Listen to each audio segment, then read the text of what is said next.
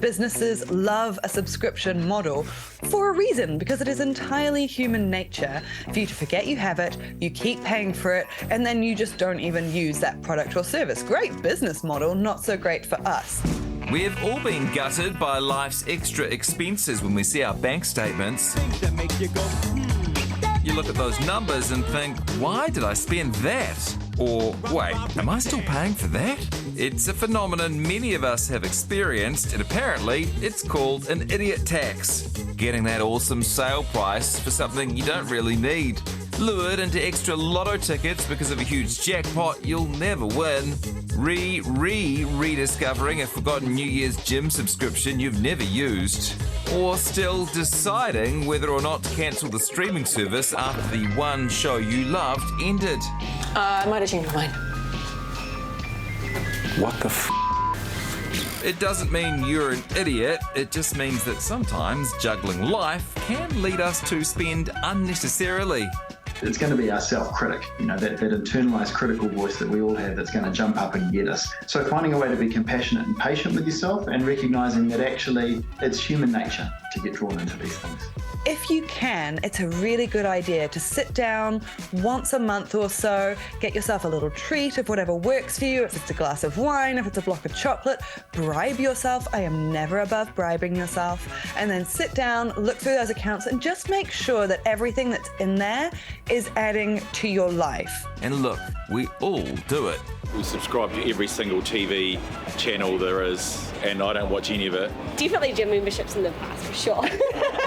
A coffee should not be $8, but I'll just do it and not even think about it. I heard that there was around $250 of subscriptions that you're paying for every month.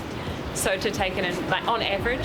So, while the only thing sure in life is death and idiot taxes, the best you can do is your best. It's actually about letting that self-forgiveness in and recognising that occasionally we are going to get caught out, and that's because we're human, and we can solve those problems later if they're not causing big practical problems for us.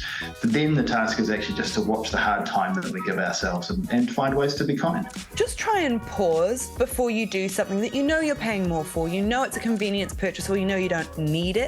But if you still want it after you've hit pause, get it. That's fine. That's life.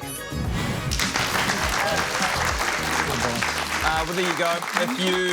If you too are an idiot taxpayer, I hope that made you feel better. Some reassuring words from Francis and Kyle. And actually, I would go one step further and say, not only is it human nature to pay these things, it's actually, there's a lot of companies out there who trick you into it and make it as hard as possible for you to avoid those extra fees and subscriptions. Have you ever tried to cancel your Audible subscription? Yes. What the hell? It's so infuriating that I'm just just pay it, I don't care. Yeah. So you set a reminder. I do. That's okay. I've learned the hard way. Now if I'm going to do a free trial because I want to read a magazine article or whatever, at the same time as I am entering my credit card details for that free trial, I open my calendar and I put a reminder in, and I usually do it about 2 days before the actual date, because then I've got time to snooze it and put it off a little bit longer. And I have not overpaid for something that I don't want subscription-wise. You've got to do it when you're putting your card details in, right? Oh, you will not remember 2 minutes later. And you could have been specific, because I got a reminder that said, get rid of Apple, and I was like, what Apple do I need to get rid of? It'll be in your school bag, that one. It's really good.